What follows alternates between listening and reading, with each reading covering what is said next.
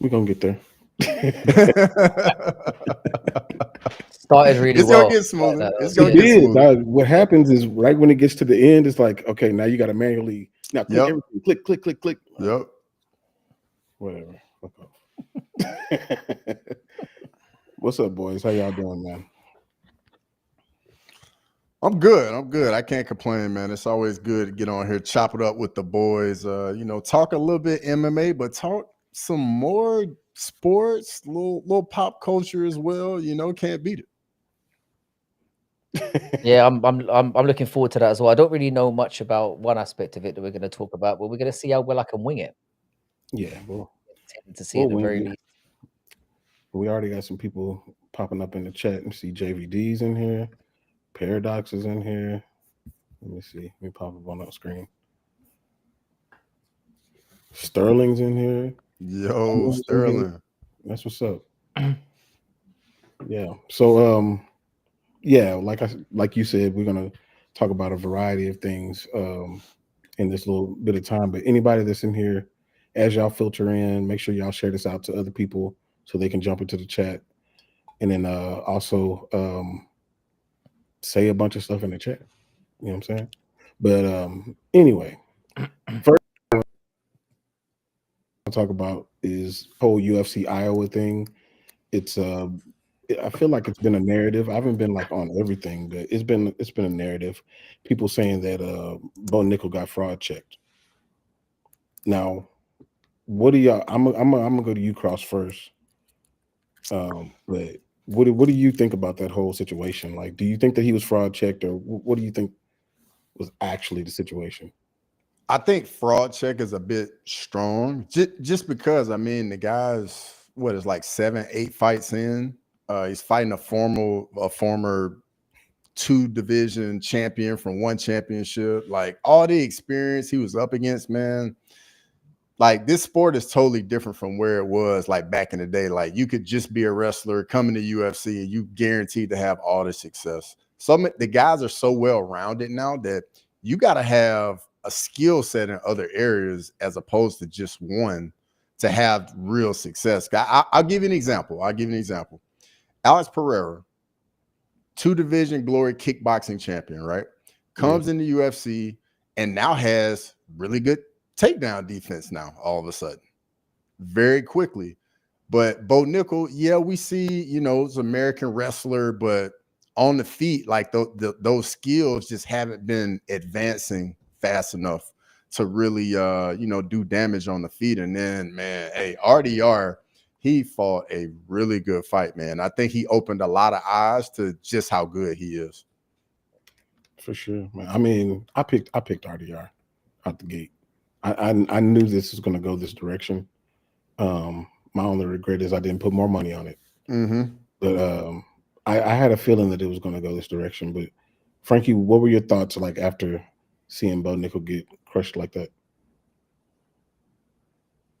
I was aroused. Excited. So do glorious. you like Bo Nickal more or Joe Pyfer? Ooh. I know how you feel about Joe Pyfer. Oh wow, that's a tough one. I've got enough hate in my heart for both those gentlemen for sure. It's fairly. I would say I hate them. I hate them both for equally strong reasons, but for different reasons. Like I feel like, but Woe Black Betty said this in my stream on Sunday. He said that this wasn't a fraud check-in for Bo Nickal; it was a fraud checkmate, which I thought was very, very telling. Like I thought it was very apt. And it boils down to, I know he's very inexperienced, and that showed. We all kind of felt that RDR was going to be a step too much for him. But the reason why we're in the position that we're in is because, and this has been well documented by a lot of streamers, a lot of media, it was the amount of shit that he was talking prior to it that has led to this situation. And that's why I feel like, first of all, I got no sympathy for him because he set this up for. It's one of those things that when someone talks that much shit, there's 2 things that can happen. Either they live up to it and it blows them up to a stage that makes them a global superstar because they talk an unruly amount of shit that everyone thinks is unrealistic, but then they do it, and then you're like, he's him, or it goes in the other direction. And the issue with this is like he was talking mad shit about people that were way above his level and way clearly above his level. Yeah. And then he falls at essentially what is the real first hurdle. Because RDR is the first legit opponent that he's actually faced, and we can't take anything away from this guy. Anyone who knows, he was sensational in one. I know he had a little bit of a shaky performance in his first UFC fight, but that can happen. This guy's a champion. He's a double champion, and he's got a lot more experience than Bo Nickal has. But this is a test that if Bo Nickal was going to be that guy, he probably should have overcome. And what really told me about this is it wasn't just a skill disparity, which we were all expecting. I feel like there was a heart disparity in there as well. I think he literally crumbled. It's almost like he was shocked when he was getting hit and getting hurt. It suddenly dawned on him what this game's all about. And I think that's one thing that he came out of it. In terms of the stock dropping, that's the thing that's going to hurt him the most. It wasn't just the fact that he wasn't as good as RDR. It's the fact that as soon as he faced adversity, he completely fell apart. And now it looks like he's got a mountain to climb. Could he come back and do something? Hopefully he'll learn from it. But from what we've seen, I think he's getting all the flack that he deserves and all the abuse that he deserves because he's been an arrogant little shitbag and he's paid the price now. So I, for one, we all saw this. I've been saying this for a long time. I mean, you remember I was talking. We had this conversation a year ago. Yeah. Maybe a bit longer than that. And I said my ceiling for him, I think I said was top 10 to 15. I'm not even sure if he gets there now. But I mean, it's tough. It's going to be interesting. It's tough.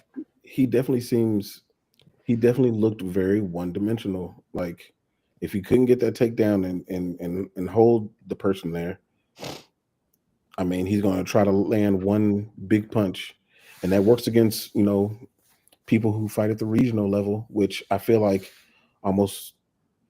probably all of his fights were against people who are really regional fighters. And he as soon as he fought somebody that was real, which RDR, I mean, he was a champ in another organization, and it wasn't by accident. Double champion. Yeah, wasn't by accident at all. It's a tough fight, but the other fighters that have been kind of heralded like that, like Sean O'Malley, like Paddy Pimblett. You could say what you will about how close the fights were. They didn't get finished. Can't say they got finished. Now, did Paddy Pimblett beat Jared Gordon? Probably not. Did Sean O'Malley beat Peter Yan? It's debatable. But they also did not get crumbled, inside of the time limit. So, I mean, I think this is a good time for Bo to learn from it, fight somebody that's actually on his level. I mean, almost like a Raul Rosas Jr. Once he got beat by Christian Rodriguez, he went back and got a little bit better. And he's not fighting into the top 15 or anything like that. He's fighting where he's supposed to. And I think Bo's gonna have to do the same thing. Man, there were two more things I got out of this fight. When I saw Bo in there, I was like, bro, this dude needs to go to welterweight. Like RDR looked massive next to Bo Nickal. And if you look at Bo Nickal's body, like he doesn't have a lot of muscle mass. To me, like it seems like he holds a lot of water. And if he died it for a little bit, I think he could make welterweight. And I think his strength and that physicality would play a little bit more against smaller guys down there at welterweight. I don't know. To me, it looked like they were in two different weight classes. That's true. RDR did look like a 205er compared to him. He's a massive middleweight as well. Yeah, but then also he came in. Didn't Bo show up like some ungodly amount over before he started to cut weight? Yeah, he's like 220 or something like that. I saw on the video, but I think that's water though. It might be, but that's ridiculous. So it also made me think: are you actually preparing? Like, I mean, for somebody on his level of wrestling, you would think that's not a question that you would need to ask. But now I'm starting to think like, okay, what are you doing in between camps? The same questions that we asked about Patty. Like, are you actually being prepared in between camps, or are you writing your script on how you're going to talk shit about stuff? I think there's a lot to be said about about what weight he should be at, but I still think we're reaching a little bit, and I'm not prepared to do that for Bo, because I don't think he's looked great in any of his fights in the UFC, apart from against what was the guy's name who he Val Woodburn. Oh Val yeah, Woodburn. yeah, That's Woodburn. probably Yeah, the only fight, and Val Woodburn is not it. So He's not good. there's a clear skill issue. He can't. It's like there's no jab that was put out there this weekend. He's got no jab on him. He basically swings overhand rights. And then the issue is, you said he's a one-dimensional fighter. I don't think his wrestling's really been all that up to scratch in his fights. So he hasn't shown any real dominance against half decent opponents where he's been able to strongly take them down. I thought the Cody Brundage fight was very telling in that regard. Yeah. I think he stumbled over the line against Cody Brundage, and that's when I was like, nah, he's not going to be anything. As soon as I saw that fight, I was convinced that was the one that did it for me. So there's a lot to I think the big issue here is that he's been getting absolutely glazed over by everyone around him. The media's been doing it, the UFC's been doing it, it's been happening in the gym. And then he's clearly hit a wall that he wasn't expecting. You could see it on the guy's face. As soon as he started getting work to the body and he couldn't get off his game plan, he looked lost in there. Mm-hmm. And maybe that would be a wake-up call for him, because you don't know that until you've gone through it. But that's going to be a lot to come back from. It could be the making of him or the breaking of him. And from what we've seen with the skill issue and the heart issue, it's become a massive mountain for him to climb. Yeah. And especially with where he's at now, I feel vindicated. 100%. I feel it. Yeah. I don't really like Bo Nickal as well. I feel like it's that kind of adds to it as well. Take the skill set out of it. I think the way he was talking he's been very arrogant throughout his entire run. And again, he's been talking down about the fans and talking down about the media, and they talk like they know, but they don't know. And he's been shitting on everyone along the way. So he put the pressure on himself. And this is where, you're reaping that now. And that's what it is. Yeah, it's like it's kind of like you live by the sword, you die by it. Like, you bring all this attention to yourself. Yeah, you're gonna get more eyeballs.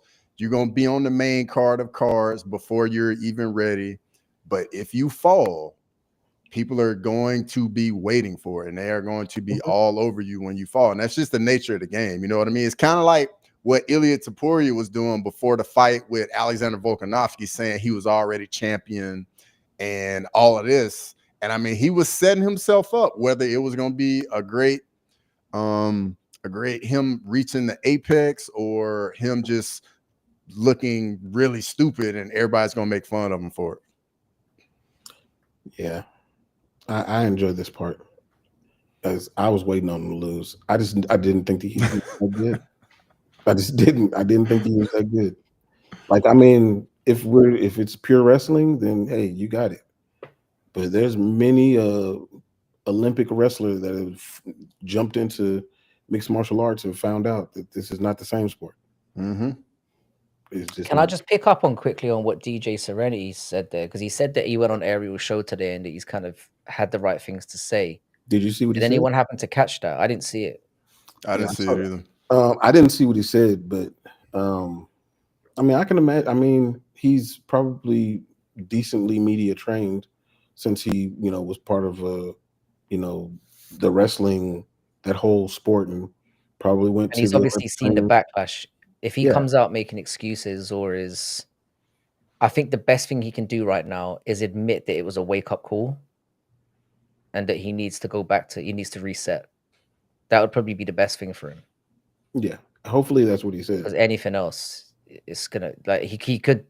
I was half expecting him to come out and double down. So the fact that DJ Serenity is saying that he was saying the right things has perhaps indicated that he's gone in a more humble direction with it, which I think is the way to go. Yeah. Or you double down and just, go wild with it and make people hate you even more so they tune in for the next battering you're going to get. Yeah, Depends it doesn't what he really wants out of his career. It doesn't really surprise me he went that way, being on the Ariel Hawani show. I think that's kind of like the difference. I saw some people in on a live stream I was on talk about, you see the difference between an athlete and a fighter. And for me, Bo Nickal is an athlete that is fighting. And I think he looked himself in the mirror and was like, hey, like, I got to get better. It is what it is. And I think you get a little bit more of that when you're an athlete as opposed to when you're a fighter. Like, I feel like fighters, they get in there and it's like we're going after it, as opposed to like this is just a competition. You know what I mean? Mm-hmm. And you know what? With Bo Nickal losing, so now he's not undefeated. Like, we are only in May. There's been so many fighters that have lost their O. It is crazy. Like, I wonder if there's something to that. Like, should we now start betting against people who are undefeated now? Like, who else is undefeated? I believe Ilia Topuria is undefeated. Is he not? Yep. Hamzat's undefeated. Yeah. I mean, Yes, an one. Yeah, I don't know if that factors in, but I don't know. I don't know if Ilya is gonna retain that 0. Depends who he fights next, I guess. A lot is hinging on this weekend in terms of how both those divisions shake out in the next the next 6 months. Who knew that Bilal was going to be at the center of essentially propping up what happens in 2 divisions at the same time? What a world we live in. Another guy you hate, huh? I've the thing is that if you get down to it, kind of, I realize speaking to you, it reminds me of how much I hate pretty much everyone. What am I doing here? I'm just, it's yeah, but it's, I don't know, it's I have softened towards Bilal a little bit. Like, I don't dislike him as much as I used to. I'm still not a major fan. I think what it is I'm a fan of his fighting style now in terms of how effective it is. Do I enjoy watching him? No. Can't stand listening to the guy talk. But it's like with Marab. I started out really disliking him. You remember that was one of the first things that brought people to my channel, like me raging about him and Aldo and Piotr Yan. But I've come to appreciate him a lot more for what he is. I'm, it's starting to change a little bit with me and Bilal, but this weekend's going to be massive in fixing or setting the paths of a lot of fighters in both divisions. Yeah. Well, we're talking about it now, UFC 315. And it's funny that you bring up Bilal in that instance or in that context, because you said, Frankie, probably like, man, well, no, it was right when he won the belt. You said, oh no, I think he's gonna be champ for a while, because who's gonna beat him? Like, that was the depressing reality of it. Yeah. I mean, it is something to think about. Like, it won't be exciting. I'm not saying he's going to be dominant. And I think I saw a graphic where they predicted the future, and he had like 6 split decision wins, for his future fights or whatever. But like, but who can beat this dude at this point? At the way that he fights, like, who can Ian Gary beat him at this? Both of them fighting this. I think it will be an age thing. I think it will be. I don't think he'll go on a ridiculous run, but I think I can see him beating JDM, which I've said from the beginning.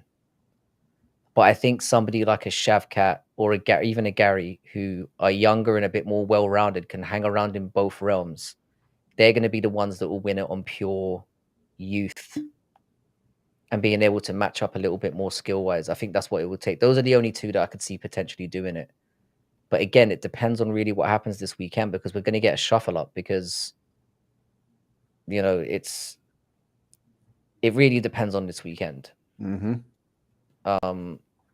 But yeah, I can see him going on a bit of a. I can see him winning a few at least. But he's older in this.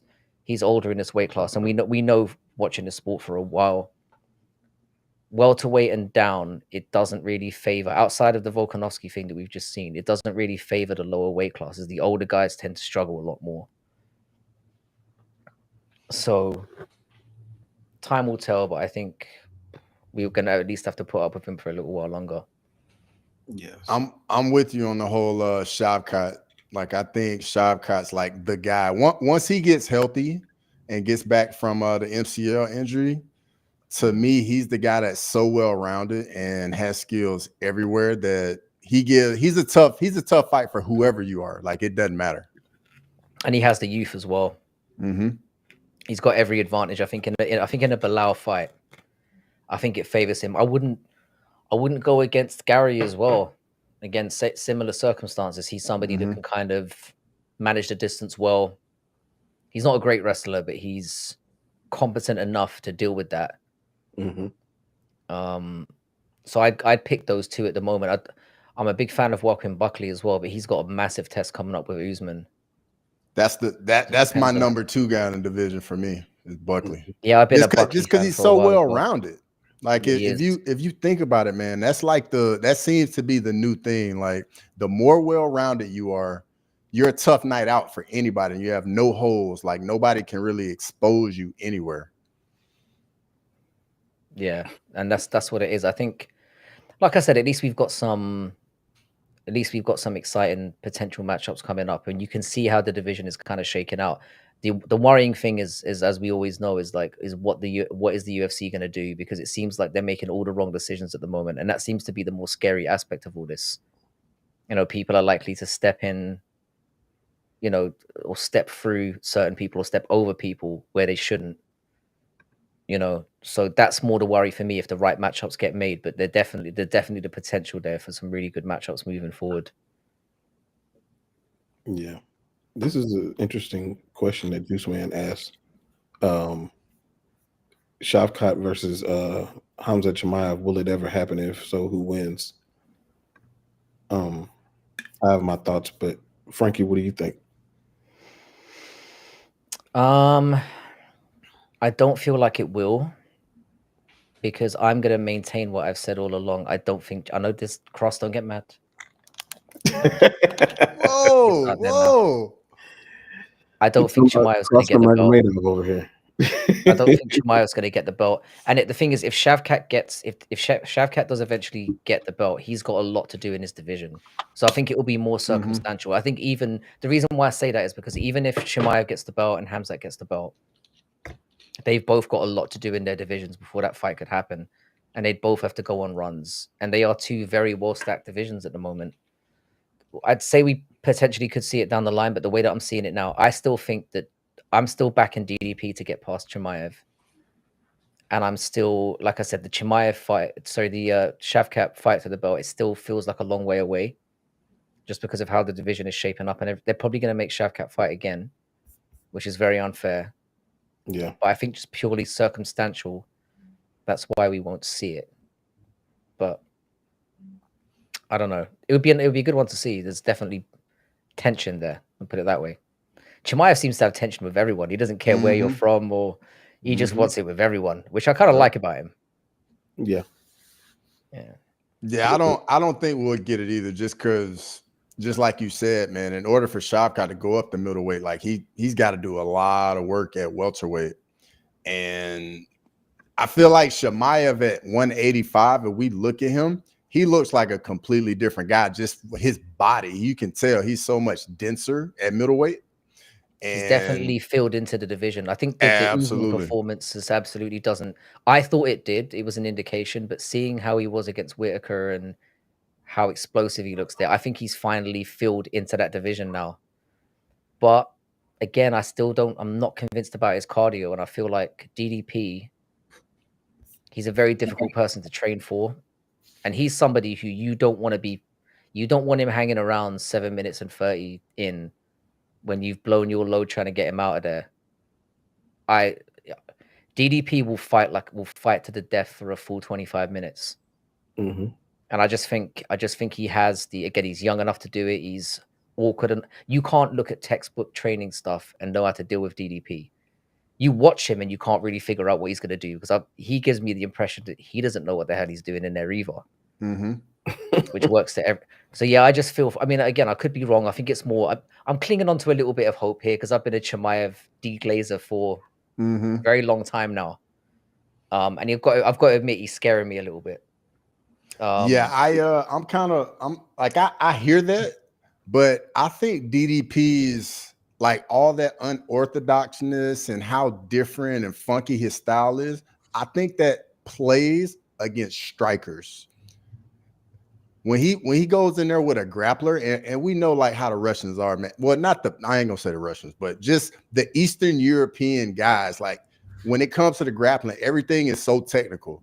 And if you get in there and think you're gonna like just get away with making mistakes, they're not gonna make any mistakes. They're gonna punish you for it. Especially if they grab you and get you on the ground. Exactly. Mm-hmm. And I mean, DDP's cardio just started looking good like a fight or two ago. And Hamzat didn't have that frantic, crazy pace in the Whittaker fight. Like I know he got him out of there, but he wasn't just like looking like just a rabid dog all over Whittaker. And I think going through the Gilbert Burns fight, the Usman fight, I think that's only made him tougher, man, dealing with so much adversity. That's true. That's true. I mean, I think the Shavkat is going to make it tough on DDP, but for me, like Hamzat. Yeah, Hamzat. Yeah, Hamzat. Not Shavkat. But I think that he's going to make it tough on him, but DDP is like the definition of a dog, and he's going to get it any way that he can. And it doesn't have to look right, doesn't have to be textbook, it doesn't have to be pretty. It just has to get done. It's a great fight. It's one of the ones that is right now is top 3 in terms of matchups we could see in MMA, because it's going to be very split. Mm-hmm. I feel like you've got as many people on one side than the other. I want Hamzat to win, but this is a really uphill challenge. And it's funny because like when I first started this channel, I was very vocal about the fact that I did not like the way the DDP fights. And I still don't, but I see the effectiveness. I see how it works. And so I prefer DDP just because of it's the activity. Yeah. His shit talking ability is so underrated as well. Elite. Like he brings that extra level of, I don't know, vitriol. It's not even vitriol, it's sophisticated savagery is what I would describe it as. Yeah. He doesn't come out there saying F you this, he just prods and sits there smirking. And I still maintain that Hamzat hasn't got here in the right way. You know, missing so many fights and the inactivity that's gone on. I feel like he's had some savage performances that have been amazing, but it still feels like he hasn't earned it the right way, in my opinion. And I'm worried about him being a champion and then sitting on it and we get inactivity again. With DDP, you're going to get a fight every 4 to 5 months guaranteed. That's true. Whereas if Hamzat, I don't know if we can say the same thing.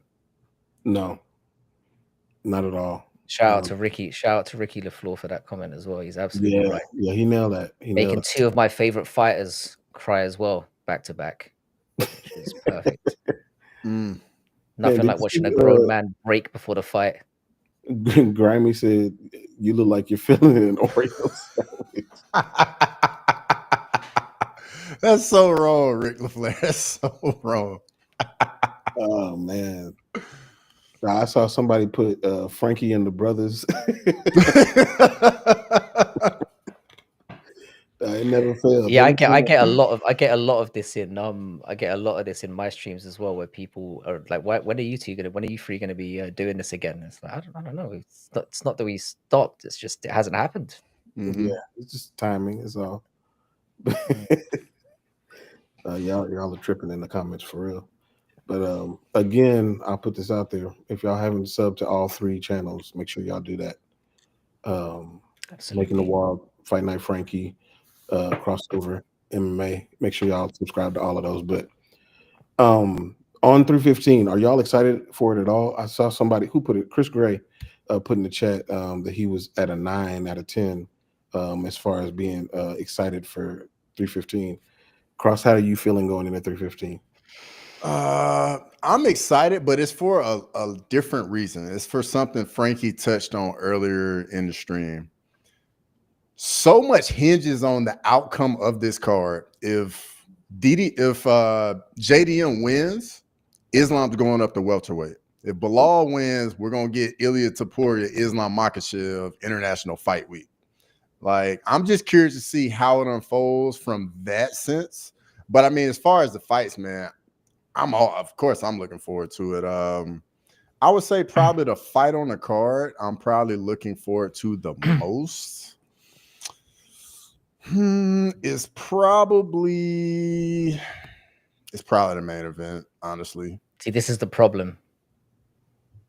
This is the problem because the fight, I thought the people's main event was going to be Benoit Saint Denis and Joe Alvarez. And obviously losing that is a big. It was kind of like we're going to get that exciting banger, and then we get the main event, which means so much to so many divisions. But now it's like, all right, we've got the stakes fight still, but then you look down the card and you're like, there's nothing too banger worthy. I mean, I think Mike Malott and Charles Radke will be that's gonna be a good one on the prelims. Modestas Bakauskas and Ion Cutelaba I quite like as well, because they're just gonna fucking swing.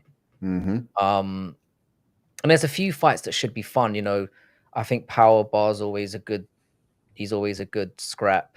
And Bruno Silva will throw down as well.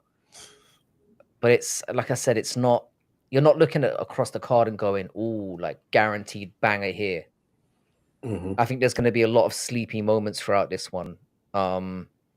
But what will pull us through, as I've said, is that main event. Whatever way it goes, you're going to see just storylines shooting from everywhere. Yep.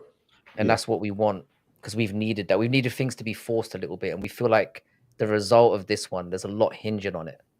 So sometimes the stakes, it's what we said before, like sometimes the stakes are as important as the matchups themselves. Because it's like, where does this go? And you can almost see the lay of the land, you know, like kind of, I don't know, like laying itself out one way or the other. Like I said, two big divisions have huge implications here. So yeah, it's like what you said. It's like, oh, where's the banger? The guaranteed. And another fight with a lot of stakes that can swing some things is the co-main event. Because if Valentina Shevchenko wins, we might get a super fight with her and Wei Li. We might, yeah. And I think for like just the legacy of women's MMA, that fight needs to happen. It does, yeah. It does. That would be good. Yeah, I agree. This is a good setup card. Like, it's setting up, like you said, all these storylines, all the things that will happen.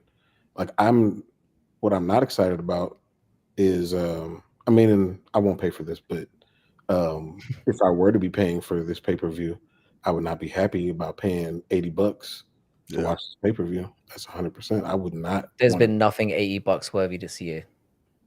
No, not really. Nothing.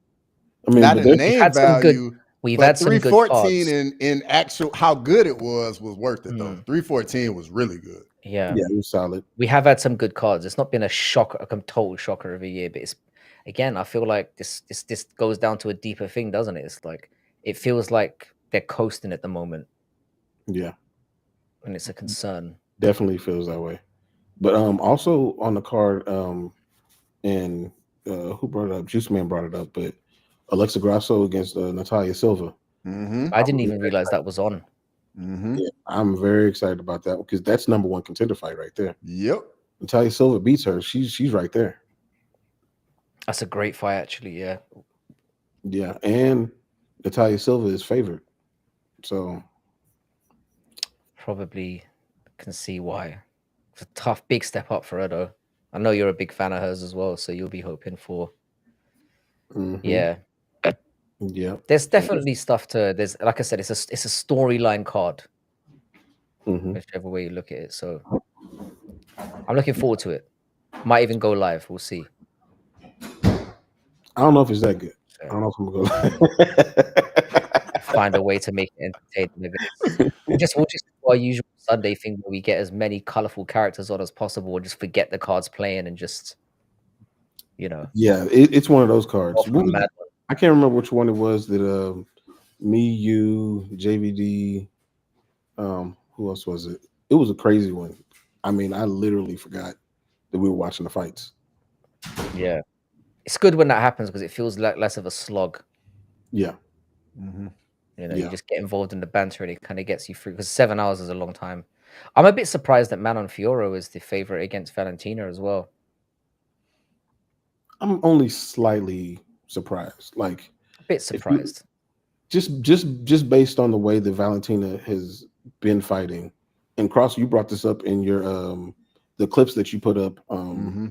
She has, if you did a percentage, she's moved closer to being a wrestler than she is the champion striker that she's been previously.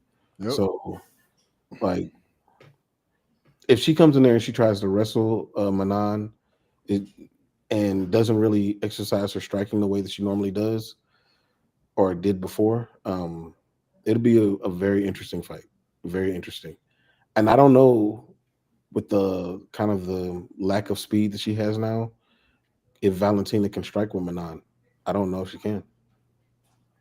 I think her IQ though is what's going to her experience at the 5 rounders is what's tipping it for me. It's gonna have to be. I haven't seen I saw your breakdown of the Bilal and of your crossover, yours of the Bilal and JDM thing, and I haven't seen the Manon Fiorot and Valentina one yet. Yeah, for me in that fight, man, like just like Jax was saying, man, Valentina in the last 5 years, it's been a lot of grappling. But Minot, I mean, in her Aaron Blanchfield fight, Aaron Blanchfield had no chance of getting her down to the ground. So I think her takedown defense is solid, but if the fight gets to the ground, Minot might have some issues down there. Be in trouble, exactly, because JDM, not JDM, but Valentina, man, she gets the ladies into that crucifix and just beats them up on the ground. She's a grinder. She's got all the elements. She can strike. She's a very good but also she's a dog as well. And she doesn't care if the crowd are booing her to hell. She doesn't give a fuck. Yeah, she will just do what she needs to do. And then something that surprised me is Valentina got a 2-inch reach advantage. Yeah, that is crazy. Yeah, which for women is significant, I suppose, especially. But I know Manon Fiorot's looked good. Who she beat, really? That's elite. I mean, she beat Aaron Blanchfield. Yeah. Blanchfield's the big win. Blanchfield's good, but who she really compared to Valentina's CV? Rose, Jennifer Maya, Mayra Bueno Silva. The Rose fight was pretty close. Mayra Bueno Silva is that hasn't aged as well as it could have done. Caitlin Chukagian, they both beat Caitlin Chukagian though. So we never said division was very deep. My balls aren't tingling. Come on, Ricky. Sorry. I think Valentina's a good pick here. I think if you get, I was expecting her to be a slight favorite, so taking that all day. But it's a good fight. It's good because, like I said, if Valentina loses, there's more fights we can do in that division, and if she wins, like I said, it lines up the Wei Li fight at some point. So I feel like we need. I'm with Jax. I feel like we need to see that sooner or later, because that will be I don't think it would ever elevate Valentina into GOAT status, because she's obviously lost to Nunes twice already. But it certainly solidifies Zhang Weili as a potential GOAT of the sport. I know she lost to Rose twice, but she probably won the second one. And then you can argue that, she can go up a weight class and get it done there. It's a very strong case for her, especially the way she does it. So, again, there's things to talk about for sure. Oh, there's one other fight I was going to ask y'all about. Another women's fight, Frankie. I know you love it. Jessica Andrade against Jasmine Jasudavicius. I like Bro. Jasmine Jazz the Vicious Jazz a the lot.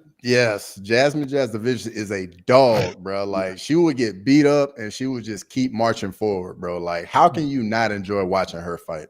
For real. Yeah, I mean, I don't trash on women's MMA just for the sake of it. It's just because it mostly is trash, isn't it?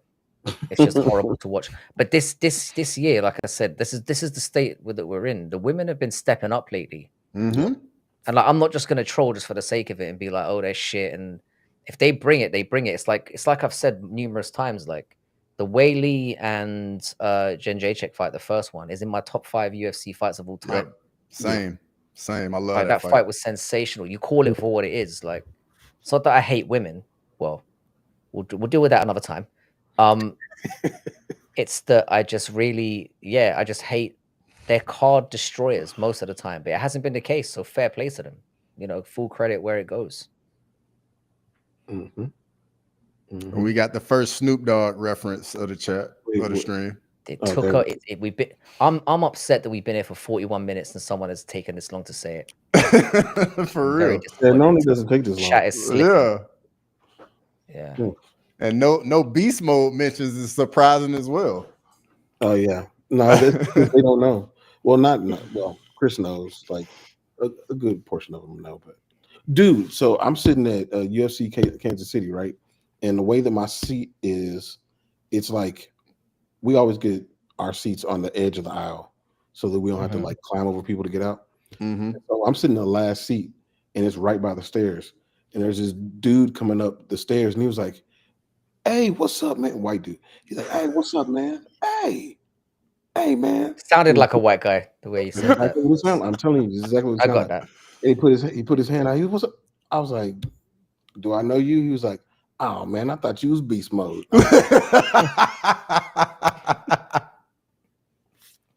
You should have went with it. I was like, man, I think he looks like the bad guy off of Predator 2. I don't remember the bad guy. That was King. Was that King Willie? I think. I'm a big Predator guy, so I definitely know about all the Predators. There's a new one coming out too. The early ones, anyway. Yeah, that Predator's Badlands, right? Yeah, that's it. Mm-hmm. What are they doing with that? I don't know, but I'm probably gonna watch it though. I didn't know the Predators had hair. I think it's very confusing, the whole thing. I don't think it's weird. I know that's a weird thing to bring up, but correct me if I'm wrong, Cross. Yeah, they have basically tentacles on their head. Right? Mm-hmm. It's like that helmet. That helmet is what has the tentacles. Like once they take that helmet off, then there's no more tentacles. Yeah. Okay, so maybe I'm totally talking shit. Then carry on. But no, they have that's why, like, there was a dude that fought in I want to say he fought in Bellator. I want to say, and his nickname was the Predator. And of course, Francis Ngannou, his whole Predator thing that happened when he had braids. So it's all been tied to the hair. Mm-hmm. So yeah, but no, hopefully it'll be good. Like I said, I never go into things wanting them to be shit, and I'm a big Predator fan as well. So certainly the earlier ones, like 1 and 2, I maintain 1 and 2. 1 and 2 are amazing. Yeah, 2 gets a lot of shit, but it's a fun. The more I go back and see it, it's a fun movie, and I give it ratings for doing this. Think of a Predator movie that I didn't like, honestly. Like, I'm not saying that they're like, oh, let's go get an Oscar. All of the new ones. Alien versus Predator sucked. Like it was entertaining.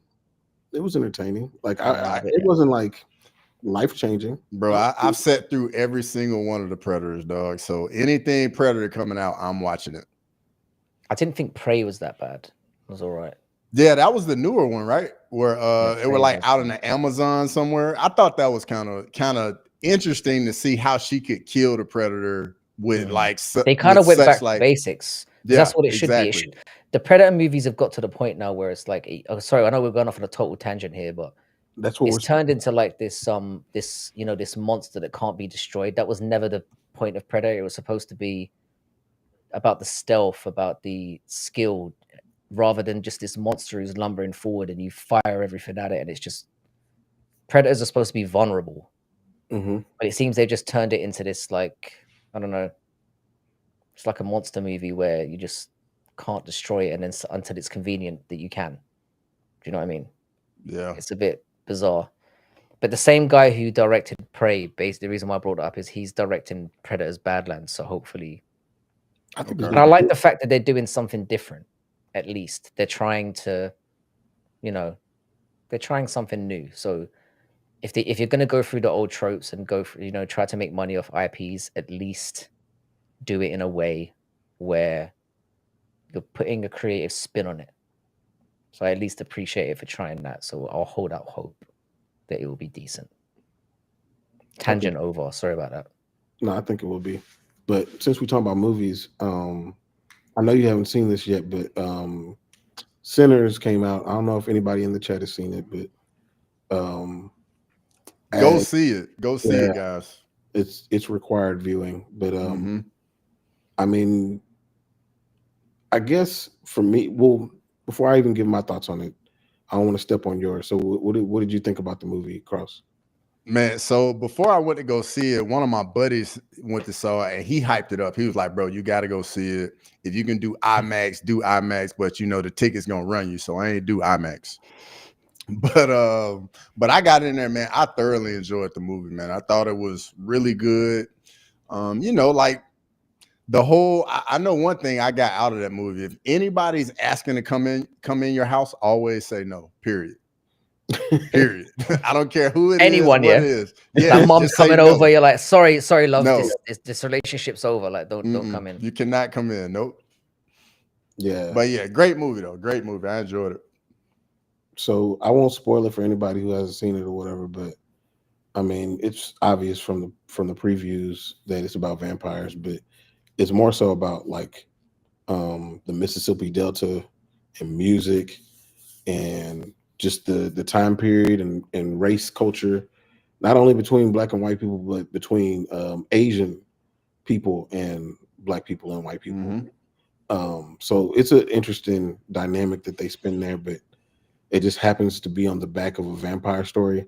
So yeah, I thoroughly enjoyed it. Now I will say that like everybody that I talked to, as far as my friends or whatever, they were like, that movie was a 10 out of 10. And I'm like, I don't know about all that. Now I'll give it a 85 out of 100.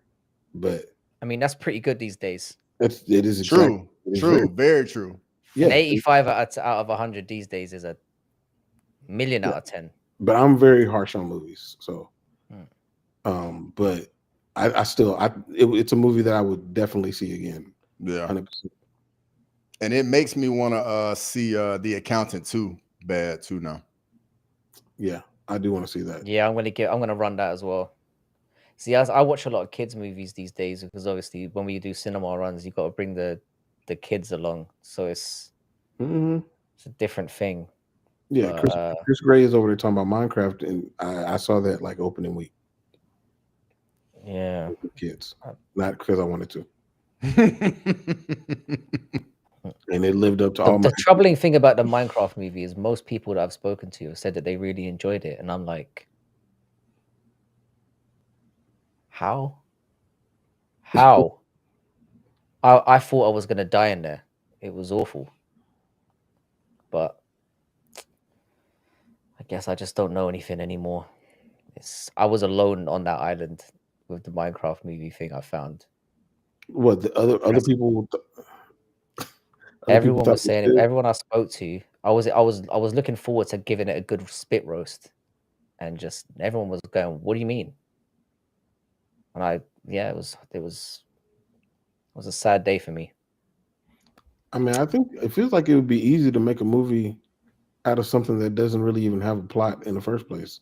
Like Minecraft. But that's what it felt like. It just felt like people shouting, couple jokes thrown in, couple references, bing bang, get it out there. I don't think there was any substance to it. But I guess you don't need that these days. I'm with Grimy though. He's saying I've got to get drunk. That's the problem. It would have been an entirely different experience if I'd been fucked. Yeah, this is where I've gone off the road a bit. I've stopped drinking though, innit? So it's a problem. Yeah. Maybe I need to go back just for movie days. Just I don't know, but I will say that like when whatever the last Star Wars came out, I prepared a movie experience for myself. Me and CJ or Lala, whatever y'all call her. And so I mean, I say I got high. I mean, I got like stupid, ridiculously, almost unable to function high. And I didn't know where the seats were, but the seats were at the top. And so we went all the way to the top. And then we were watching the movie, and she was like, "Hey, you want some of this brownie?" I was like, "Yeah, I want some brownie." And so I got some. And so I ate. And I was like, "Man, I don't even know what planet I'm on at this point." Right? So we're sitting up there, and I was like, "Okay, wait, movie's about to end, and I got to walk down all these stairs." I was like, "Nah, we just gonna have to wait this out." Movie ends, and I'm just still sitting there. I'm like, "No, I'm gonna need a guide or something. You got an escalator?" Because I can't make it down, man. But I didn't fall. But that's not the first time I almost felt like I was going to fall down some stairs because I was high. But that's generally how I like to go to see movies, though. I need to Especially change when up my whole strategy, man. I've been it doing makes it this more all interesting. wrong. I've been torturing myself on the weekend, sitting through Dogman and yeah, Minecraft and I've been fucking. I'm gonna try it next weekend. We'll see how it goes. So report back next week, and we'll see how it goes. Definitely.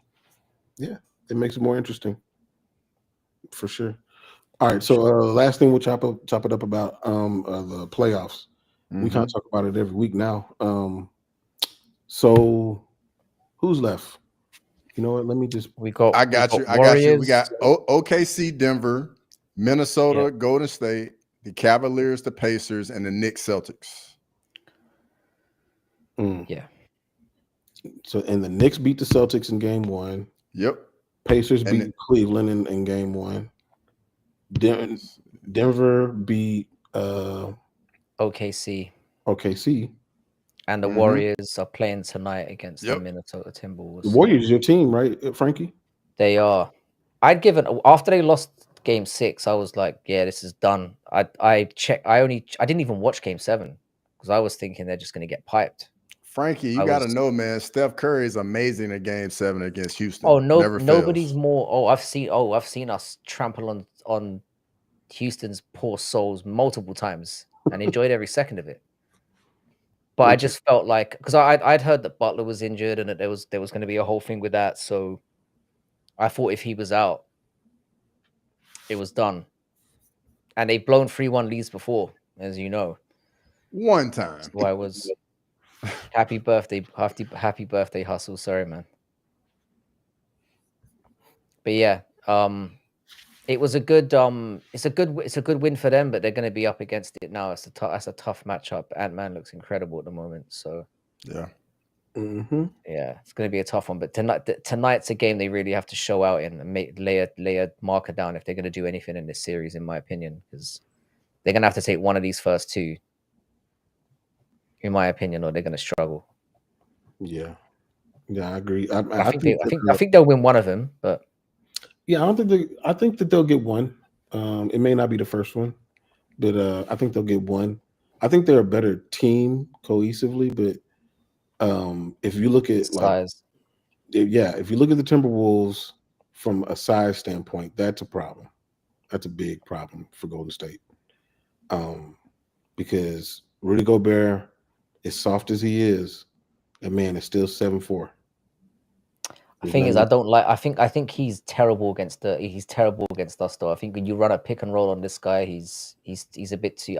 I find that we've matched up well with Rudy Gobert over the years, especially with the way Steph Curry plays. I think Golden State did get the best possible matchup they could have got in the second round because of the route that they've got. I wouldn't have liked them against OKC or Denver. I think this is the better matchup for them. They do have a winning record against OKC this year. They do, and they've also got a winning record against Minnesota as well. I think they were 3-1 up in the regular season as well. Yep. So yeah, I mean, I'm hopeful that they can do something, but it's basically, it feels like this is going to be the defining moment of Steph Curry's legacy, one way or another. Because I think it's going to be now or never in terms of a rebuild is coming. If he gets another championship and another Finals MVP, he's in the top 10 all time. I think he's in the top 10 already, to be I'm about to honest. say he might be in there already. Bro, the top 10 is I think if he gets tough. fifth, I think if you're talking in The top terms of 20 like is tough. top 20 is tough, Yeah, yeah. I But agree. again, it comes down to opinion, though. I guess it's like I It didn't watch does. a lot of, but I was kind of in and out of basketball in the 80s and 90s. Like I wasn't an avid watcher as I became like in the early 2020, the early 2000s and to now. So I don't really deserve to have an opinion, really. But um, I think in terms of, again, I more look at basketball greats and the impact that they've had on the game, not just what they've done. And for Mhm. better or worse, basketball was changed because of that guy.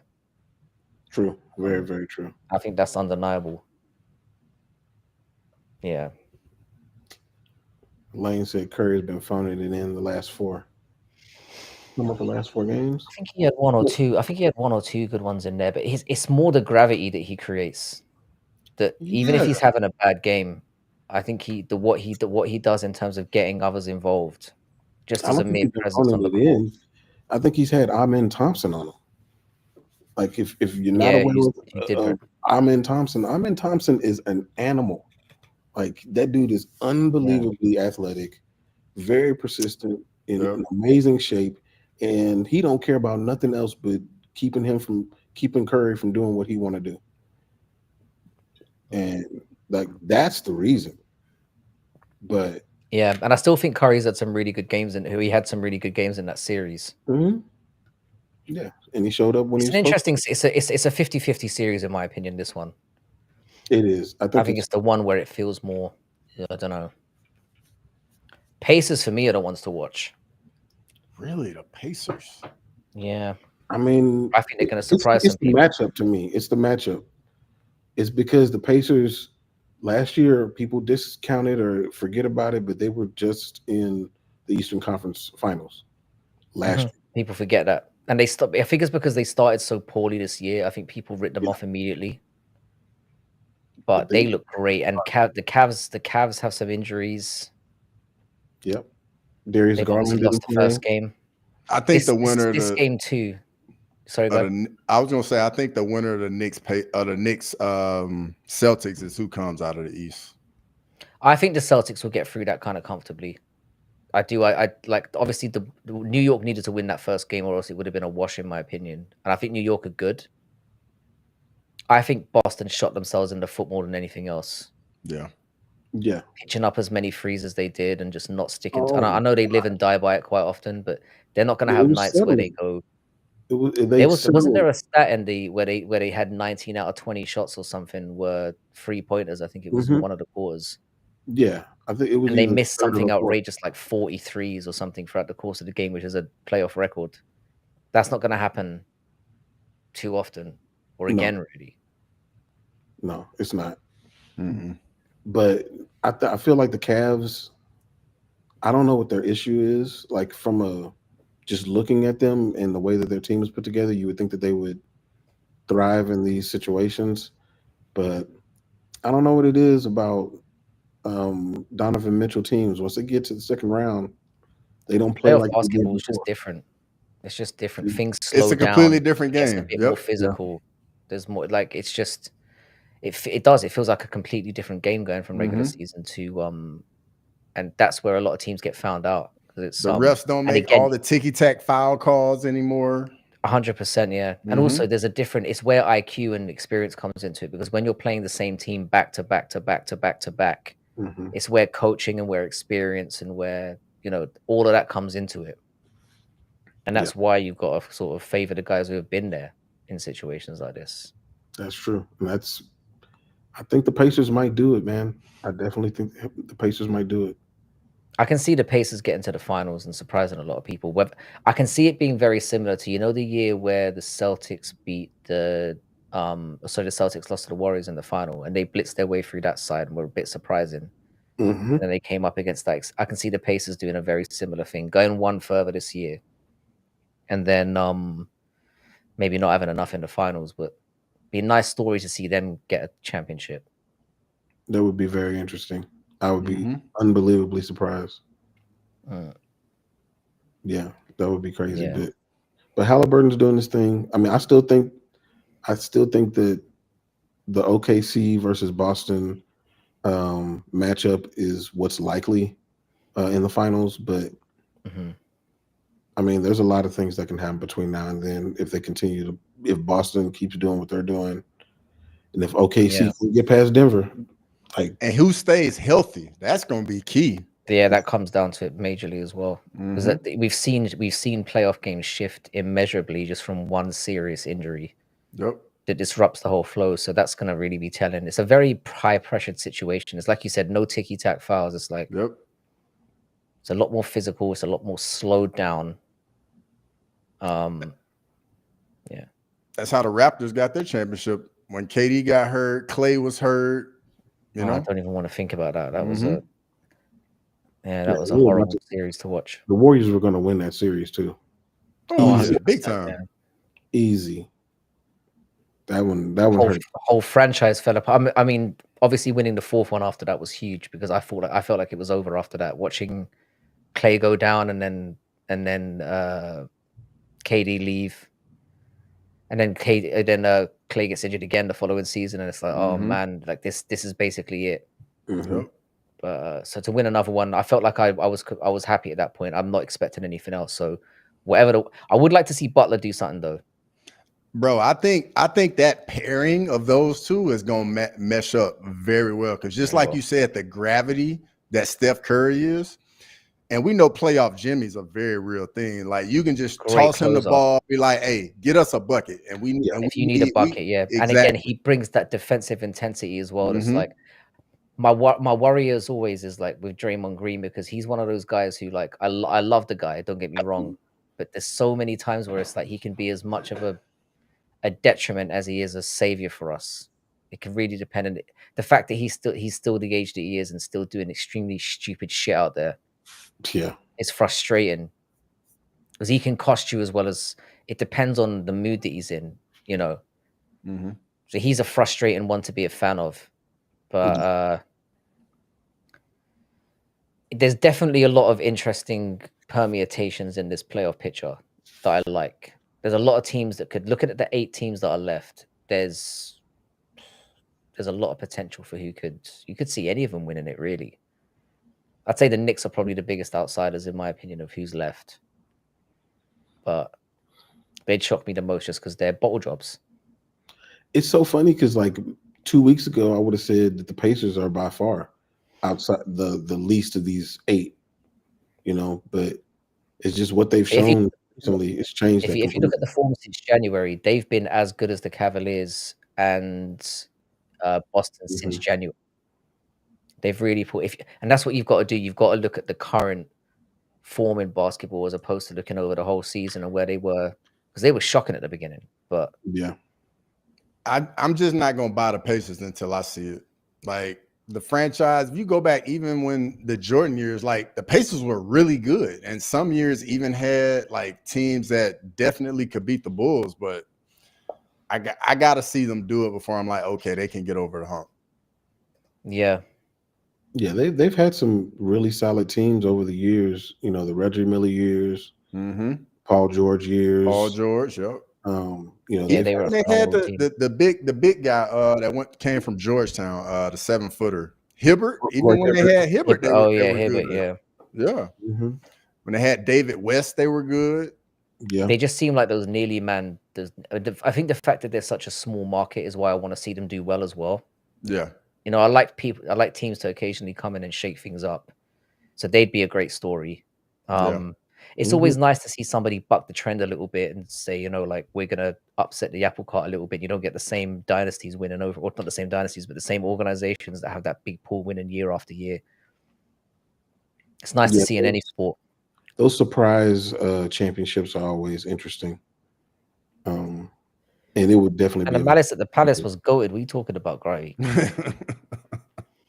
Why is he so one of the greatest? At the Palace? That was one of the greatest sporting moments of all time. That was necessary. 100% necessary. Bro, I watched that live and was like, what is going on? Yeah, that was I didn't even think that was real. You know what, like when Habib jumped out the cage, Yeah, it was It's those literally moments. that for the Exact same. NBA. It felt the exact same. Yep. And Like it led just to one of the disbelief. greatest. Yeah. Yeah, and it led to one of the greatest stand-up routines. That Bill Burr stand-up routine about it is Yes. just incredible. Mhm. Summed it up so beautifully. Just like Lazy said in the chat, man, they had Reggie Miller, Mark Jackson, Rick Smiths, both the Davises, and they couldn't get it done. Like, that's tough. Playing against Black Jesus, man. You can't True. beat him. True. Can't beat him. Yeah, for sure. Yeah, I'm looking forward to see. I feel like I've got like a more of a vested interest now. It's you know, I didn't watch a lot during the regular season because like I just don't have the time. You know, basketball's on a wacky time for me, and there's so much going on. But Yeah. I've kept up with it enough, and it's definitely heating up now. And there's some interesting things to keep your eye on, for sure. Yeah. So I got one more question for you, Frankie, specifically, because me and Cross have kind of talked about it before, but we talked about last week. We talked about the UFC rights deal and all that stuff. Mm-hmm. So from your perspective, you know, you being where you are, what in your mind would be the best way for things to go? Should they stay with ESPN? Should they split it amongst a bunch of different places? Should they go to Netflix? Like, what do you think is the best way for this whole thing to shake out? Well, them being on ESPN doesn't really. Thank you. Yeah, them being on ESPN it doesn't benefit us UK fans in any way, shape, or form. I think it kind of depends on how you see how a lot of people saw the WWE thing as like the experiment. I know it's a completely different situation, but how that's gone down on streaming, I'm not sure how people feel about that over there. As a UK fan, again, them being on ESPN doesn't do anything for me. I think I don't really care who they end up broadcasting with. The main issue that I have with the UFC is just where they're putting on their cards. Mhm. I feel like we need to see more of I think everything is too American centric. There's too many cards in America that, no offense to Iowa, great that they went there. It's like we haven't seen a European card, like outside of England and France in a long time, if ever. It's like we haven't seen an Africa card yet. We're not getting enough Asian cards. Like They're going that's where the to fundamental is it issue. Baku? Is it Baku later? Yeah. Finally, Azerbaijan. and Yeah. that was the strangest thing to me. It's like you're finally going to Europe and you're going to I don't Azerbaijan. know. Like, what the fuck is that? I don't know why they picked that one, but I'm sure it'll be great. I don't know, but You could have gone to Poland. You could have gone to. There's so many, like Azerbaijan being the first one where you've got one fighter in the UFC who's from Azerbaijan was a strange one to me. I don't really understand that. I'm surprised Japan hasn't happened yet, seeing as though we got a few Japanese guys now. I think that must be a political thing. There must be something there. I can see that. But like I don't know. It's strange to me. I think the broadcasting thing. I think a lot of people are putting too much into this because they're gonna follow the same model whatever they do. I mean, with the streaming, financially from you guys, I'd assume that's what you're going to be going for because obviously you don't want to be paying. You want anything that gets you away from that rigid pay-per-view model because you guys are getting fucked in the ass every fucking month. Yep. I mean, you're not because you're not paying for it, but you know what I'm saying. It's like if you were paying for it, what we want is to be able to pay for it and for it to not like feel like we're remortgaging every 6 months to pay for this shit. I also like it. Really I like the streaming model just because it makes it easier to get it in front of casual fans or people that maybe would be interested, but they just don't know where to go to watch it. You know what I mean? Yeah.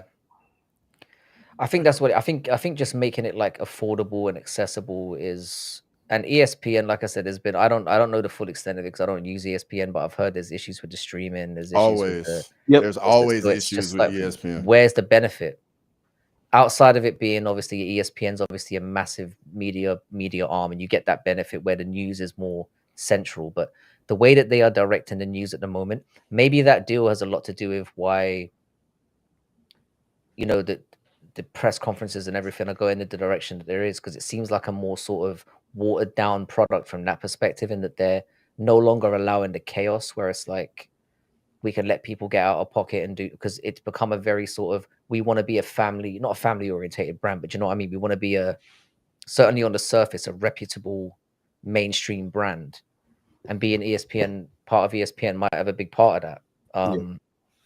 There's a lot of permutations to go into it, but I feel like ultimately, every fans from all over the world want to see it firstly affordable, and then see it, you know, like, I don't know, going around the world as a global organization like they should be. And that's more what I think will lead to the changes that we're looking for, or what that we want, because obviously as fans, that should be the most important thing, being able to access live events in different places and also not paying out of the arse for it. And I feel like if they stick with ESPN, we're just going to get another 5-10 years of the same played out bullshit that we've had. So that's my take on it. No, that totally makes sense. It's kind of in line with what we're thinking too. I have a hard time thinking that they're going to go away from the pay-per-view model. And if they go to Netflix, like, how would they manage that? Or would they go? This is what I'm saying. I don't think they realize I don't think they realize how many people are illegally streaming this shit. Like, I think far more people watch UFC than they even understand. Oh, I'm sure of that. Like, it's if they made it affordable and they weren't so fucking stubborn about it, they would make a shitload more money and have a shitload more exposure. If they just, there's too many dinosaurs involved in that side of it now. And I think if they something else they should do as well is like make it to where when you watch on their broadcast, wherever it is, you get extra features. So like you're incentivized to watch it there as opposed to you just stream it and you miss out on a few things. Like, I don't know what that could be, but I think that should be something that they think about as well. It feels like they're at a crossroads right now where this decision is really going to affect where the business moves moving forward. And it's very clear that the pay-per-view model is not working long term, and it's upsetting a lot of, because the thing is with the hardcores, we're getting angry because we're going to stick by no matter what, but we're actually, a lot of the hardcore core fan base is getting jaded at this point. And with things emerging like I said, BKFC starting to become prominent, boxing's making a comeback, you've got organizations across the globe that are starting to make a name for themselves. The UFC's position at the top is not guaranteed to remain if they keep, and I'm not talking about for now, but you're talking 10 years down from the line, 15 years down from the line, they could be damaging their long-term survival by not adjusting. And I think this is where the crossroads moment is. So I hope they make the right decision, and they won't. I don't even know why I'm bringing this up. No faith at all. Nah. But again, I feel like with Dana, people are acting like Dana, for example, is the sole problem of what's going on in the UFC. I don't even think he's a major part of what's going on anymore. I think there's a lot. I think the owners of the UFC, or the people who are making these decisions, are people that we don't even see, that are having a major impact on what's going on. And it's worrying because I don't feel excited anymore I don't have this. I feel like it's really dropped off this year. And again, people are bringing this up in the chat. I mean, it's first of all, none of us are paying. I don't know anyone who pays legitimately for this shit. I don't know anyone who says I'm paying that. So it's like we're complaining about that $80, but we're not paying it. Which is quite interesting to me. But what we want is to pay a reasonable fee where we can stream it legally and it works, rather than bugging out every time our perfectly legal streams crash in the middle of a fight that we're watching or whatever. Yeah, I mean, I have bought cards this year, only because I just didn't want an unreliable stream. And what did I get? An unreliable stream. Unreliable stream. Yeah, that's what I get for paying for it. So I think it was 313. I think it just completely went out, right? Yeah. That can't happen when you're paying $80 man. That's when you're like, that's the next level of rage you go through. Yeah, man, I can't be throwing away $80. How am I going to get my McLaren?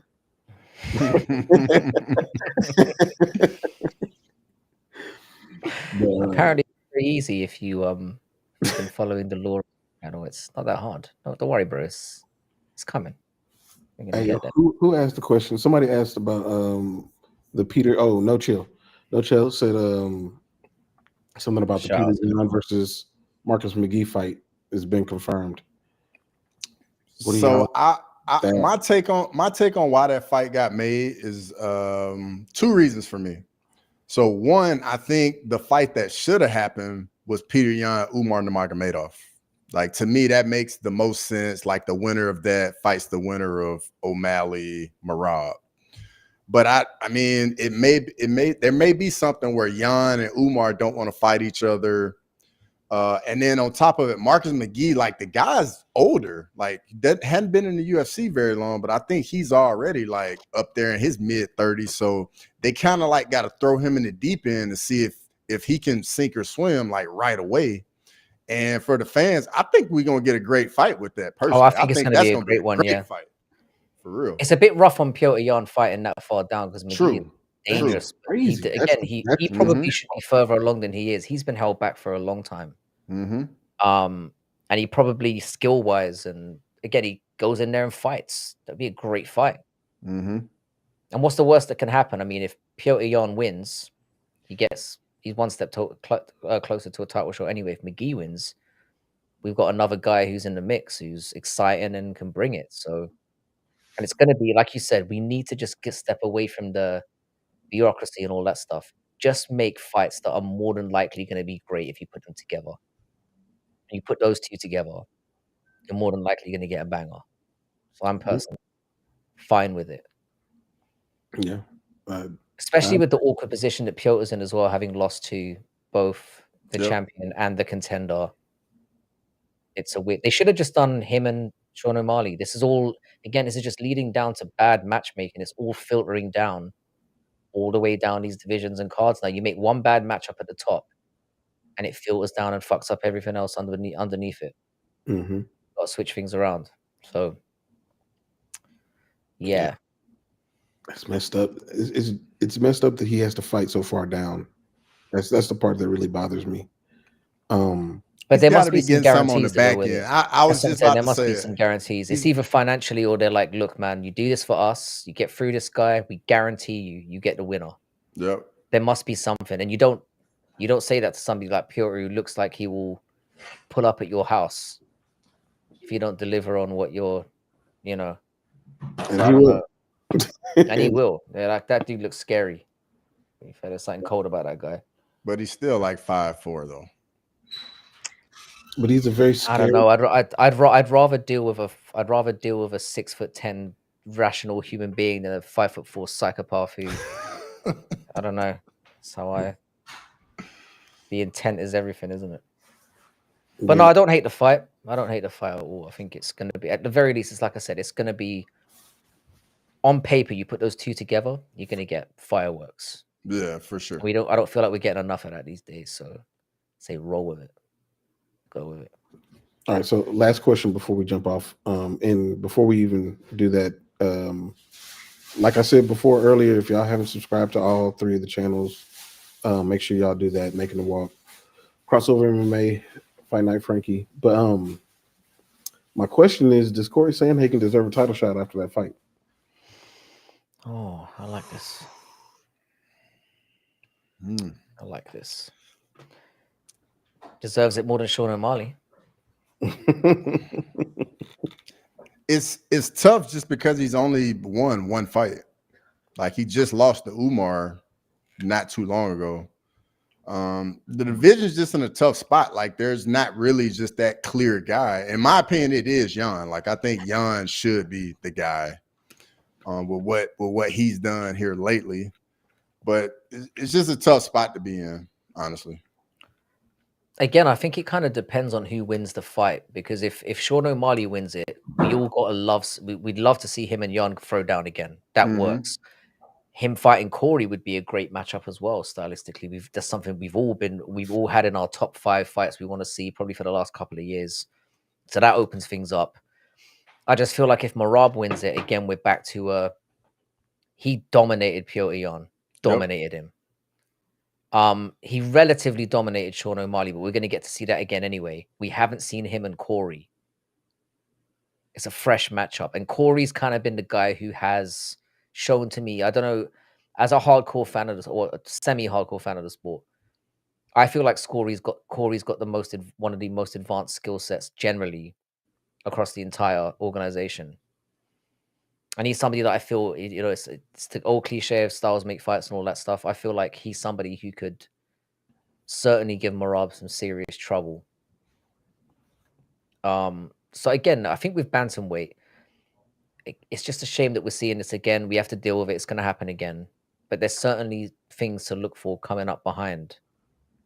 So do I think he outright is undeniable for a title shot? Definitely not. But the division's in a weird place because Marab's run through all of them. Mm-hmm. And I feel like he kind of deserves a shot by default in that he's fought guys when he's been told to. Mhm. Didn't have to fight Umar when essentially fighting down when he probably deserved a title shot at that point. So I think just purely by process of elimination and it being a fresh matchup, I think you can definitely make a strong case for him getting it. Again, there are more deserving contenders. Piotr does probably deserve it more on the win streak that he's gone on. But again, Piotr had a tough fight with Figgy, 5 rounds. Corey's gone in there and just absolutely dismantled him. So you can make that argument as well. They both fought the same guy recently, and one was far more decisive than the other. He's in the conversation, and I think he deserves to be. And again, he's a very well-rounded and can be potentially exciting when he wants to be. He's certainly more exciting from the hardcore perspective because his IQ in there is sensational, and he can do everything. Shitty personality, not the most exciting to listen to, but Have you seen the recent thing that he put I don't out? hate it. That one was funny. What did He's he like say? trolling all the people saying that he doesn't deserve a title shot. It was kind of funny. It was. Yeah, he's Chris Gray couldn't really help it, could he? He would It was never a let matter it of go. time. It was a matter of time. He Why hasn't does said Snoop Dogg always fair talk play to about- Chris Gray. He hasn't brought this up in a while, and it must be hurting him. True. Because he used to bring it up in every stream. He'd be like, Mm-hmm. Nate Dogg's better than Snoop Dogg, bro. And it would dominate the chat for about 45 minutes. So fair play to you for your restraint, sir. Appreciate it. Yeah, I don't know Nate Dogg's full discography. Discography, yeah. I mean, he's not a standalone artist, Chris Gray. Why are you doing this to yourself? For real. Yeah, He makes songs better. He's not really you don't go Nate Dogg song, you think, all right, what was the best song that he was in? Or who did he collab Regulate. with? I mean, All that. Regulate is like the classic, right? But Mm-hmm. there's a song called The Dove Shack that I really like that he was on. But I mean that was so long ago. But yeah, he's not a standalone artist, really. So it's kind of tough. And the thing of him versus Snoop Dogg is just a strange one to go for, Chris Gray. I don't understand why you're There's no pitching that. comparison, man. So. It's a weird one, bro. But keep doing it because it's it's funny. Oh, Ain't No Fun is one I like Ain't No Fun. That's true. Yeah. That's true. Yeah. That's a good one. That was good for our gender. Yeah. I feel we needed that. It was needed at the time. But one last thing on Sandhagen and O'Malley. If O'Malley wins 48-47, split decision, are they going to have to do that damn fight again? Yep. No, I don't think they will. They're gonna I don't have think to. they will. They're going they should, but they won't. Well, yeah, because But they don't won't. want Marab to get the belt back. So you probably got some to that. I think it will be more of a he deserves it, but then he won't. Yeah, it's a weird one. They don't. Marab is great for the sport, I think, but again, the UFC don't really understand the very fact that the first thing Dana said was, "This is the fight everyone wants to see," and just crickets. It's like it shows how out of touch they all are with what's going on amongst the fan base right now. and they claim to be very social media centric, and that seems to be their main focus. They don't understand how the people feel at all. It is what it is. That is very true. Interesting, but That is very it's true. the state, unfortunately. Yeah. Well, we have a good amount of people in here. I appreciate y'all jumping on with us, man. But before we jump off, Frankie, like, do you got anything coming up? I just want to give my usual shout outs to. I want to give my shout out to Bodak, who is doing regular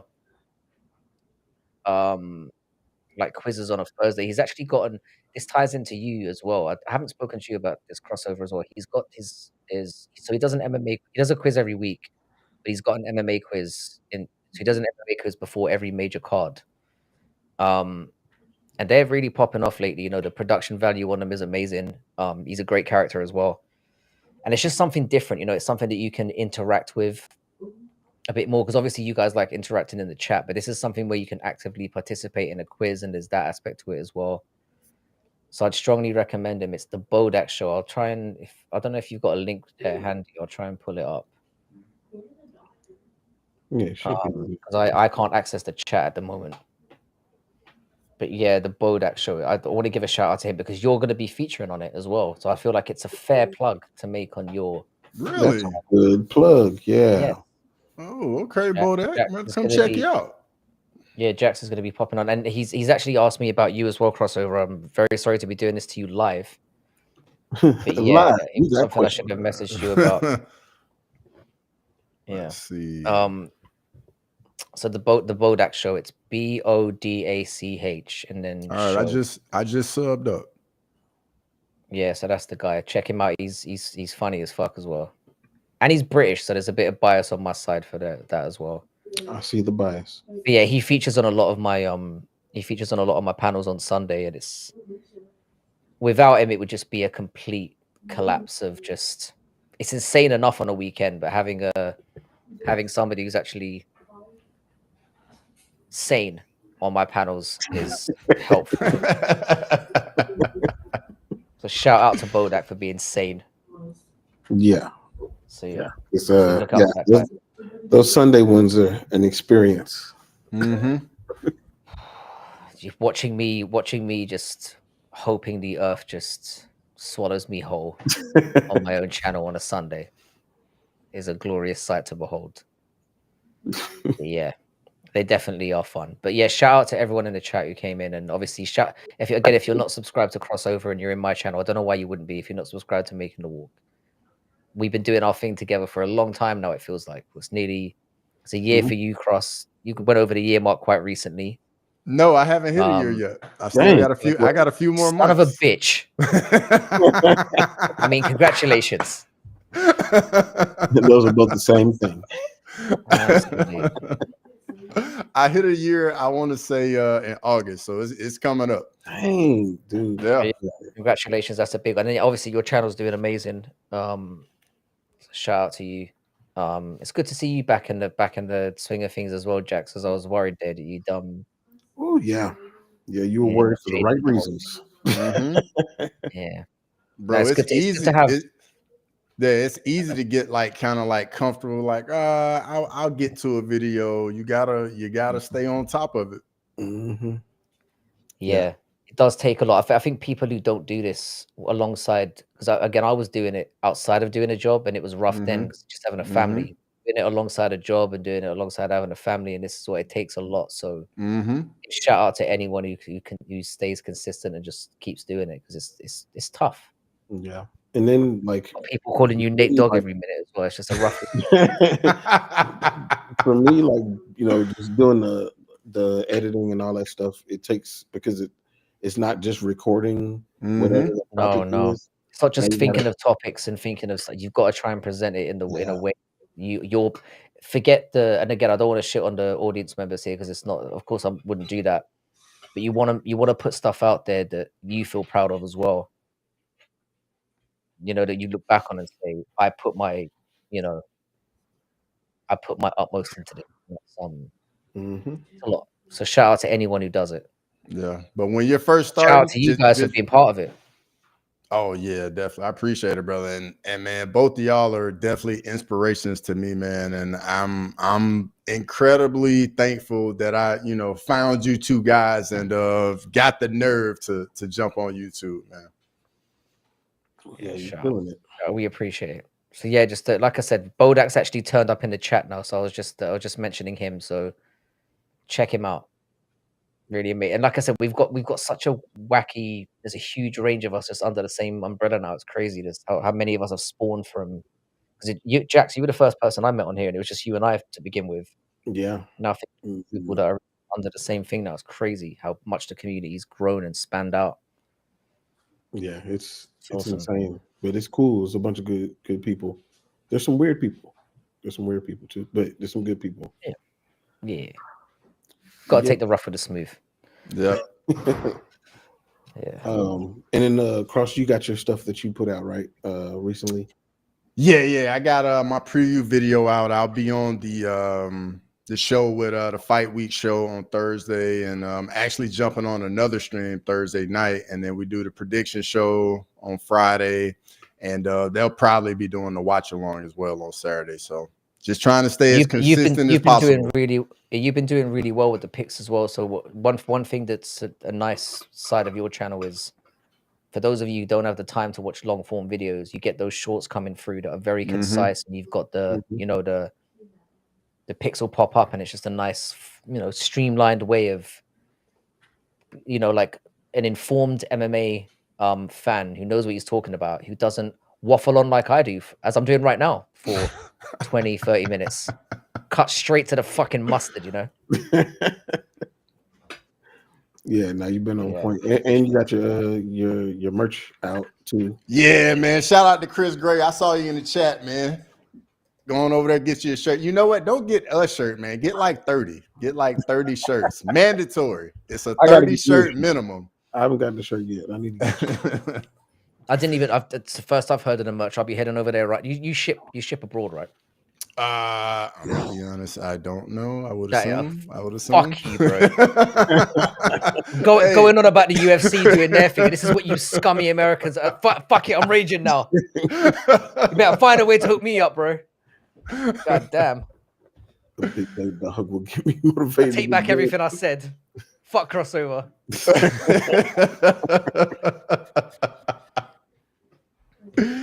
Hey, but I will tell you this though. I ordered this shirt, and it literally took a month to get here. So be patient when you do order. It does take a while. Yeah.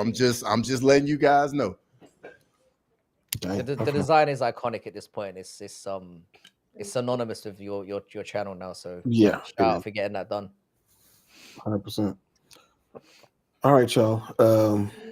So next Tuesday we'll be in the same place. We'll catch y'all then. Sounds good. Hey, shout out to everybody in the chat, man. We appreciate it. Yeah, big thanks time. to all of you. We love every single one of you. Thank you for making this what it is.